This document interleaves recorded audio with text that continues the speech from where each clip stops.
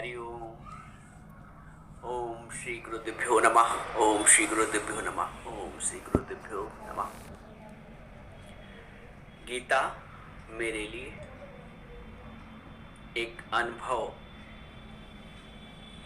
एक अपनापन, एक जुड़ाव, एक रिश्ता, एक अनूठा रिश्ता मेरा प्रभु की वाणी के साथ, प्रभु के साथ।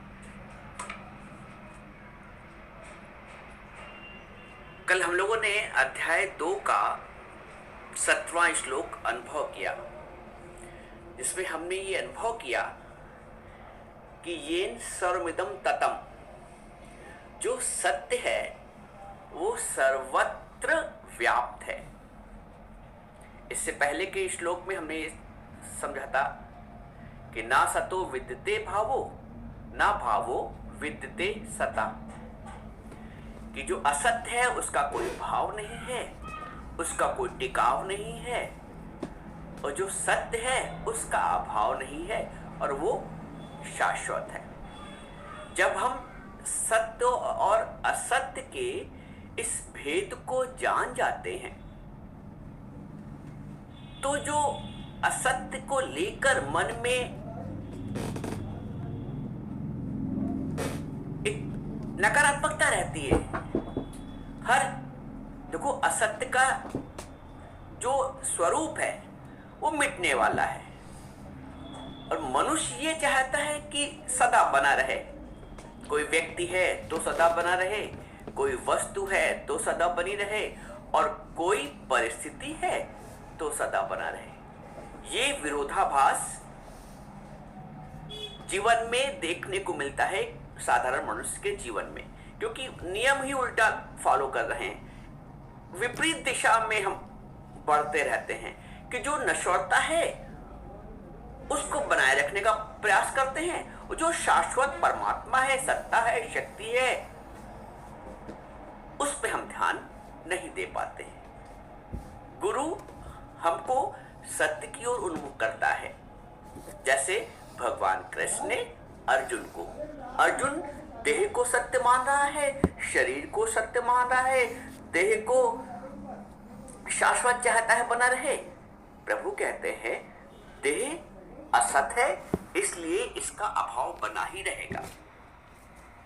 ये जाने वाला है, ये मिटने वाला है, ये क्षय होने वाला है, ये मृत्यु की ओर प्राप्त होने वाला है।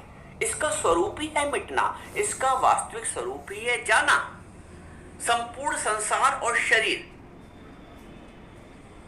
दोनों के लक्षण एक जैसे हैं। शरीर भी मिटता है, बनता है, क्षय होता है, कम होता है, घटता है, और संसार भी घट रहा है, कम हो रहा है, क्षय हो रहा है, विनाश को प्राप्त हो रहा है, और एक दिन लुप्त हो जाएगा।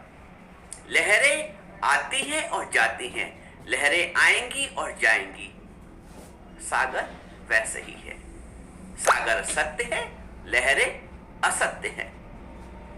अब हम ये चाहें कि लहरें शाश्वत बनी रहे, एक लहर बनी ही रहे, वो तो संभव नहीं है। और यदि हम ये चाह रहे हैं, ये अज्ञान है, वही जीवन में हो रहा है। हम ये चाह रहे हैं कि कोई व्यक्ति, कोई वस्तु, कोई परिस्थिति हमारे अनुकूल सदा बनी रहे, और जब वो अपने स्वरूप को बदलती है, नई बहू आई, शुरू में बहुत अच्छी, फिर जब उसने अपना स्वरूप बदला, तो जब अच्छी थी तो प्रसन्न थे, जब हमारे अनुकूल नहीं चली तो अप्रसन्न हो गए। हम यहां ये मान के चलिए, तो एक उदाहरण छोटा सा है सांसारिक, हम यहां ये मान के चले कि अच्छा और बुरा, आना और जाना, बनना और मिटना, बिगड़ना, ये संसार का लक्षण है, ये शरीर का लक्षण है, ये सांसारिक वस्तु का लक्षण है।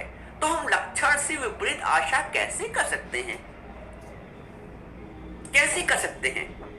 जब करेले का लक्षण है कि उसमें कसलापन होता है, तो हम मिठास, रसगुल्ले वाली मिठास की अगर अपेक्षा करते हैं उससे, तो ये तो अज्ञान है।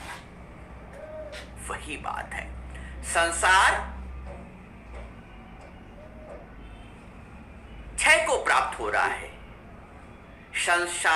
संसार के प्राणी क्षय को प्राप्त हो रहे हैं, जाने वाले हैं। हम ये चाहते हैं वो सदा बने रहें, और जब बिछोड़ा होता है तब हम दुखी होते हैं, क्योंकि हमने उम्मीद गलत रखी थी। जैसे करेले की कैसेले से हमने उम्मीद रखी थी ये रसगुल्ले की मिठास हमको दे, नहीं देगा। वैसे ही संसार है।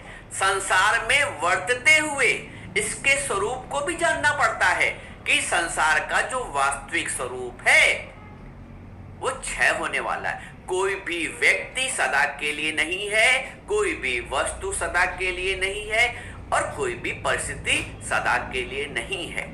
हमारे दुख का कारण है कि हम उस नश्वरता से अशाश्वतता चाहते हैं, हम उस नश्वरता को शाश्वत चाहते हैं। यहीं पे त्रुटि हो जाती है, यहीं पे अज्ञान आ जाता है, यही दुख का कारण है। और दुख बिना ज्ञान के नहीं जाता है। और ज्ञान क्या है कि परमेश्वर परमात्मा की सत्ता के अलावा सब नाशवान है, सब मिथ्या है। इसीलिए संसार को, क्योंकि संसार स्वरूप परिवर्तन करने वाला है, इसलिए संसार को मिथ्या कहा गया है। तो दुख ज्ञान के बिना नहीं उतरता है। दुख ना उतरे ज्ञान बिन, चाहे निश दिन पूछे पुछाए। दुख का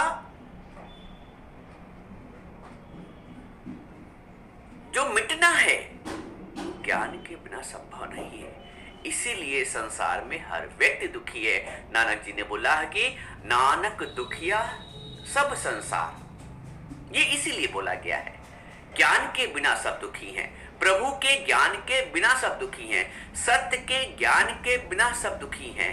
क्योंकि हम उनसे उम्मीद कर रहे हैं, हम उस जगत से उम्मीद कर रहे हैं, आशा कर रहे हैं जिस जगत का स्वभाव ही मिटना है, जाना है, क्षय होना है। तो नानक दुखिया सब संसार, आगे क्या बोलते हैं नानक जी कि सो सुखिया जिसे नाम आधार, जिसने परमात्मा का आधार लिया है। परमात्मा का आधार का मतलब सत्य का आधार। जिसने परमात्मा का आधार लिया है वही सुखी है।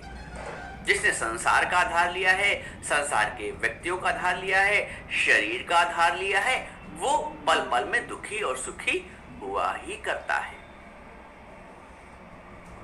तो भगवान ही कहते हैं कि येन सर्वमिदं ततम, जो सत्य है वो सर्वत्र व्याप्त है।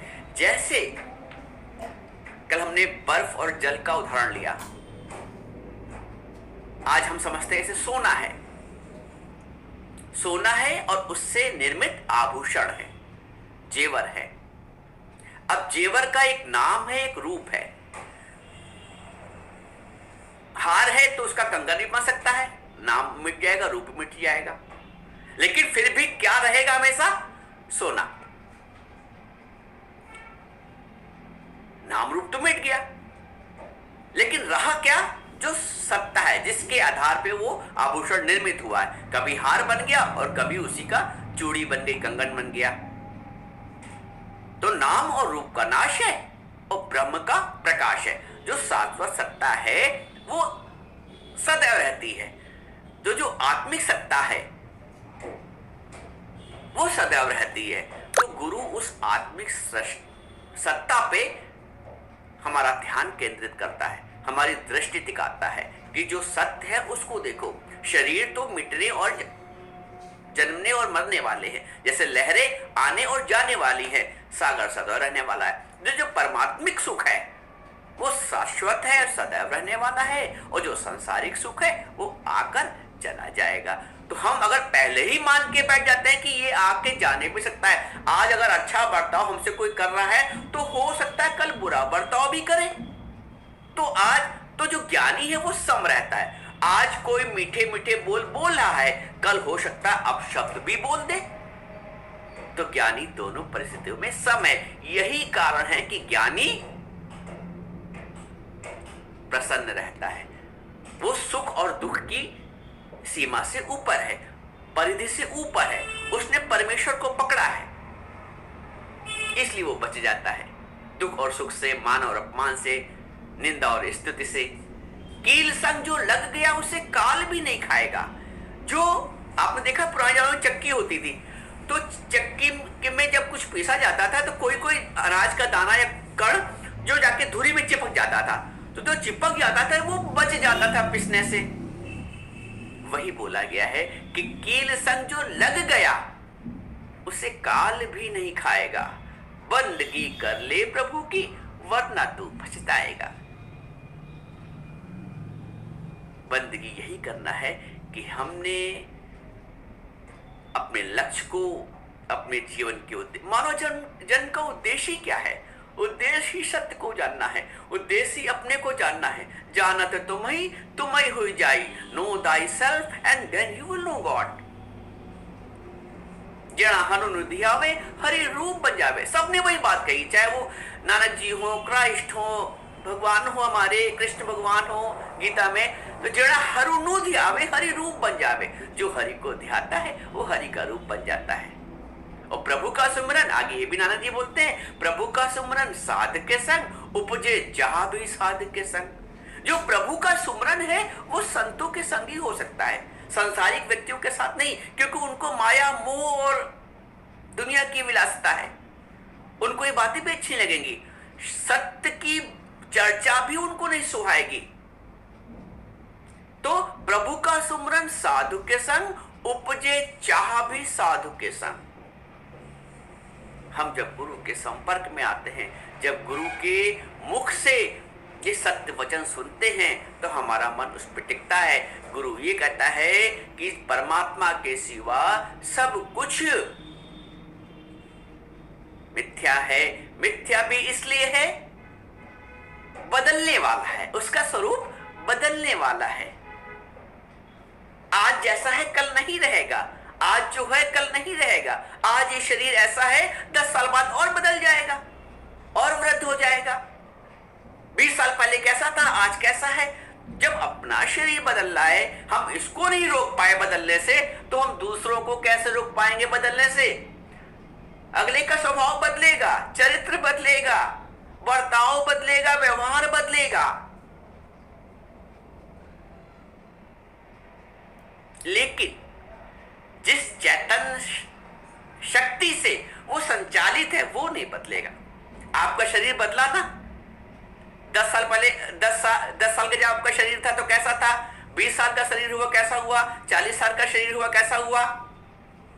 आपने बदलते देखा भी कि मैं 10 साल वाली फोटो मेरी ऐसी, मैं ऐसा था, फिर जब मैं 18 साल का हुआ, 20 साल का, तो मैं ऐसा था। आपने सारे शरीरों को बदलते हुए देखा, आपने अपने मन को भी बदलते हुए देखा कि पहले मेरी सोच ये थी, अब मेरी सोच बदल गई है। यानी कि आपने शरीर को भी देखा बदलते हुए, आपने अपनी मन और बुद्धि को बदलते देखा, लेकिन आप नहीं बदले, जो देखने वाला है।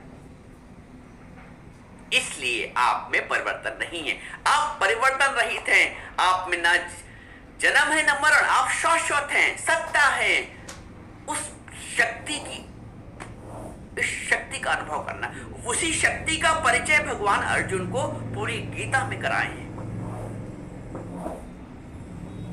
न मम देहा न मैं देहा, न मैं शरीर हूं न मेरा शरीर है। मैं शरीर मानूंगा तब भी दुख होगा। अब आज जैसे मेरा शरीर मान लो अस्वस्थ है अस्वस्थ, साधारण परिस्थिति होती तो इसका दुख होता, परेशानी होता, चिंता होती, कहीं ये तो नहीं हो जाएगा कहीं। लेकिन जब आप शरीर के दृष्टा बनते हैं तो आप इसकी सेवा करिए, इसका उपचार करिए। जैसे कल बताया था कि एक घोड़ा है, एक घुड़सवार है, तो घुड़सवार घोड़े की सेवा करेगा, उसकी देखभाल करेगा, उसको चारा पानी देगा, लेकिन अपने आप को घोड़ा थोड़ी समझ लेगा।